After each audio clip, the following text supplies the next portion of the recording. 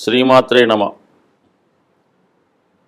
ఈ వీడియోలో మనం ఏప్రిల్ 1వ తారీఖు నుంచి 24 ఏప్రిల్ మధ్యకాలంలో శుక్రగ్రహం మీనరాశిలోకి ప్రవేశించడం జరుగుతుంది.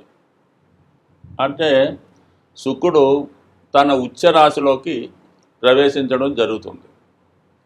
సో ఈ కారణం వల్ల ముఖ్యంగా స్త్రీ జాతకంలో అలాగే మగవారి జాతకంలో కూడా శుక్రుడు ఉన్నటువంటి స్థాయిని బట్టి, శుక్రుడి యొక్క బలాన్ని బట్టి జాతకుడు జీవితంలో ఏ విధంగా సుఖాల్ని సౌకర్యాల్ని అనుభవించగలడు, అలాగే వైవాహిక జీవితంలో ఎంత సంతోషకరంగా ఆనందకరంగా ఉండగలడు. Hi, my name is Gautam and I actually stay in Malkajgiri itself. I had this back pain. It's been 1.5 years. I have tried many treatments like chiropathy, oil massage, physiotherapy especially, but it didn't work out as much like what I expected. I strongly suggest homeopathy. You people can carry on with the homeopathy. Area Malkajgiri and doctor name is like Nagesharao and the clinic name is Neocare Homeopathy. అలాగే జాతకుడి యొక్క స్త్రీ సంతానం ఏ విధంగా అభివృద్ధి చెందగలరు అన్న విషయాన్ని శుక్రుడి యొక్క జాతకంలో స్థితిని బట్టే తెలుసుకోవడం జరుగుతుంటుంది. జాతకుడు ఒక ఖరీదైనటువంటి వస్త్రాలు ధరించాలన్నా, ఒక మంచి వాహనంలో ప్రయాణించాలన్నా, లేదు సమయానికి వివాహం జరగాలన్నా, అలాగే ఆరోగ్యకరమైన భార్య లభించాలన్నా, ఇవన్నీ కూడా శుక్రుడు జాతకంలోని స్థితిని బట్టి రావడం జరుగుతుంటుంది. ముఖ్యంగా స్త్రీ జాతకంలో శుక్రుడిని బట్టే వాళ్ళ యొక్క టోటల్ లైఫ్ ఆధారపడి ఉంటుంది.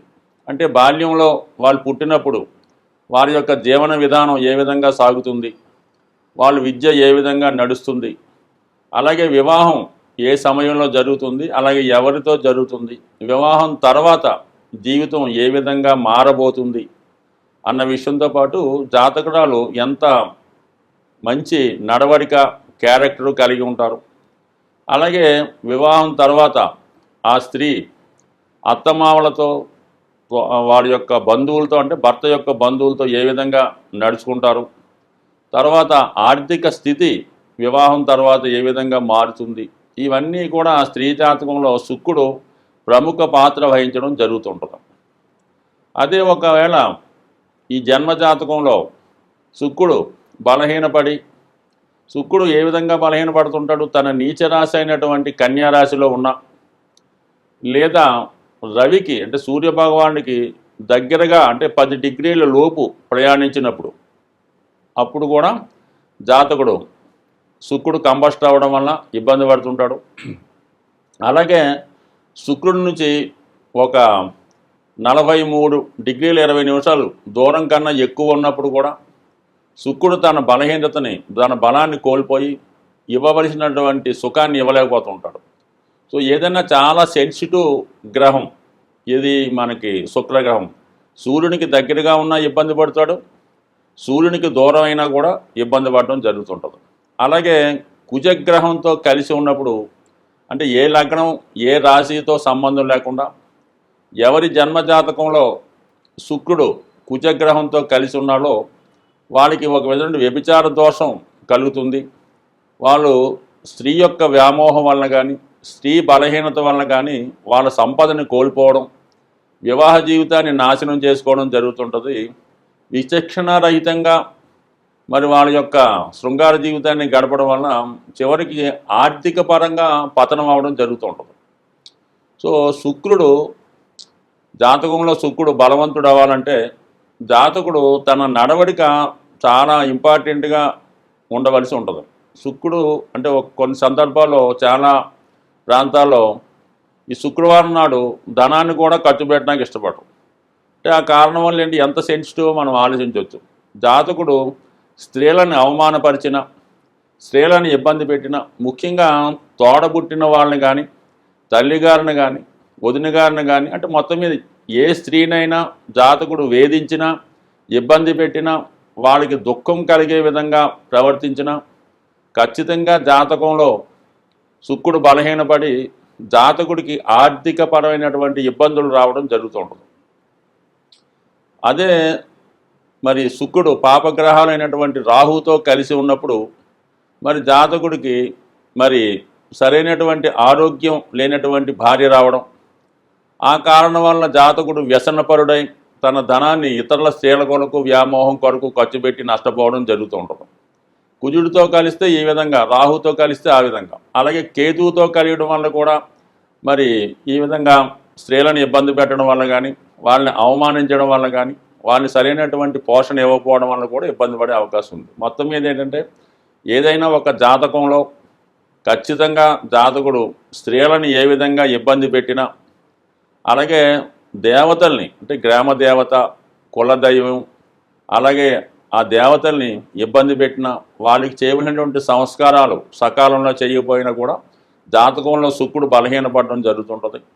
అలాగే సాధారణంగా మరి ఈ దసరా కొన్ని పండగలు వచ్చినప్పుడు ఆషాఢ మాసంలో ఆనవాయిగా ఆ గ్రామ దేవతలకి చాలా కుటుంబాల్లో సారి పెట్టడం, ఒడి బియ్యం పోయడం, చీరలు పెట్టడం జరుగుతుంటుంది. అవి ఏ కారణం వల్ల మానేసినా కూడా జాతకుడు ఆర్థికపరమైన ఇబ్బందులు ఎదుర్కోవడం జరుగుతుంటుంది. అంటే సూక్ష్మంగా చెప్పాలంటే జీవితంలో జాతకుడు సుఖపడాలన్నా, ఒక మంచి బట్ట కట్టాలన్నా, మంచి భోజనం చేయాలన్నా, మంచి సంతానం కలగాలన్నా, మంచి భార్య రావాలన్నా ఖచ్చితంగా శుక్రుడు బలం ఉండాలి.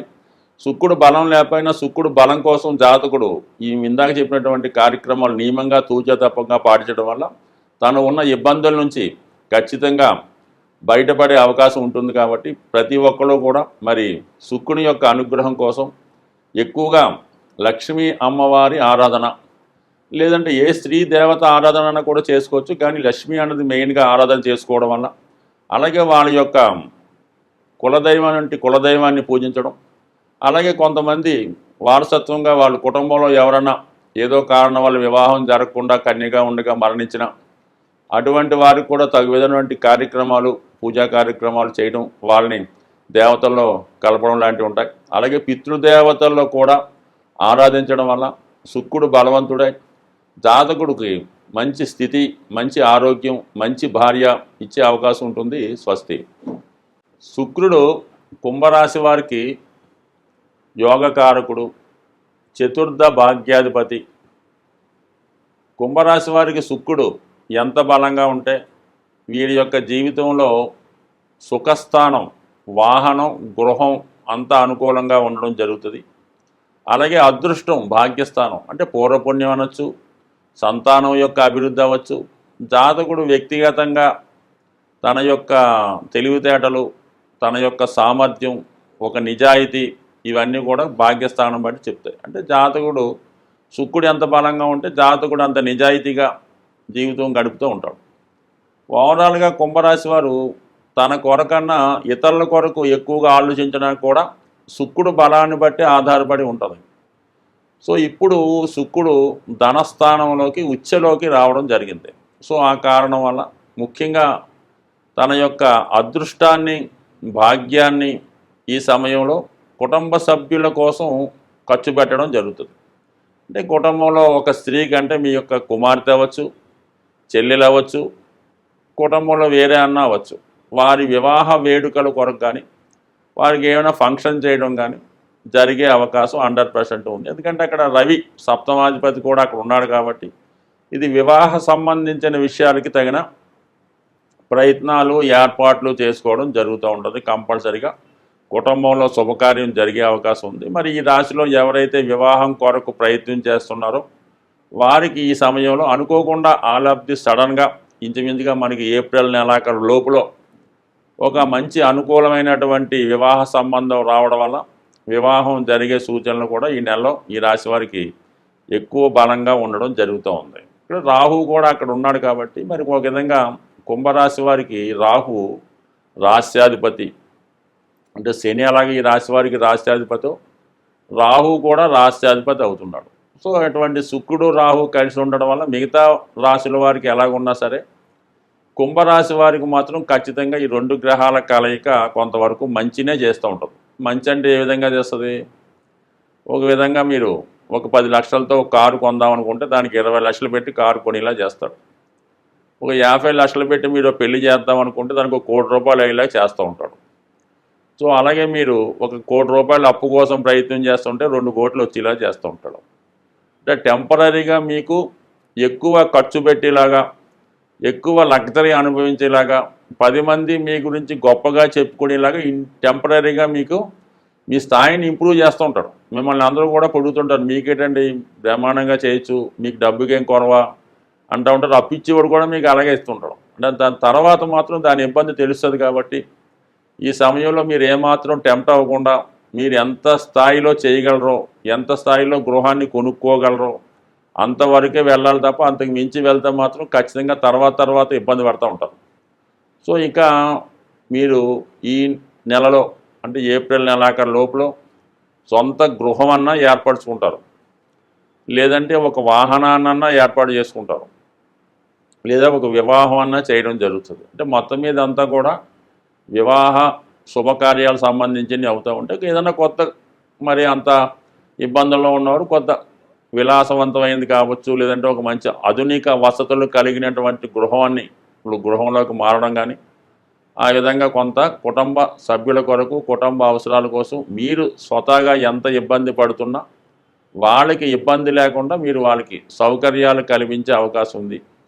ఎంత చేసినప్పుడు కూడా మీ కుటుంబ సభ్యుల్ని ఈ సమయంలో మీరు తృప్తిపరచలేకపోతుంటారు. మీరు ఎంత ఖర్చు పెట్టినా, వారికి ఎంత బహుమతులు ఇచ్చినా, ఎంత బాగా చూసినా ఇంకా ఏదో చేయలేదని, ఇంకా ఏదో లోటు ఉందని మిమ్మల్ని ఇంకా అసంతృప్తిగానే వాళ్ళు ఉండడం జరుగుతూ ఉంటుంది. అంటే మీరు కూడా కొన్ని సందర్భాల్లో అక్కర్లేని విషయాల్లో కలగజేసుకొని, అక్కర్లేని వారి కొరకు తాపత్రయపడి, వాళ్ళకి ఏదో ఉపకారం చేద్దామని మీరు ఖర్చు పెట్టి మీ జీవితాన్ని వెచ్చిస్తూ ఉంటే వాళ్ళు అసంతృప్తితో ఉండి మిమ్మల్ని ఇంకా నిందించడం జరుగుతూ ఉంటుంది తప్ప మీరు చేసినటువంటి మంచి కార్యక్రమాలకు ఒక పుణ్యానికి పోతే పాపం ఎదురైనట్టు ఖచ్చితంగా విమర్శలు, నిందలు ఎదుర్కోవడం జరుగుతూ ఉంటుంది.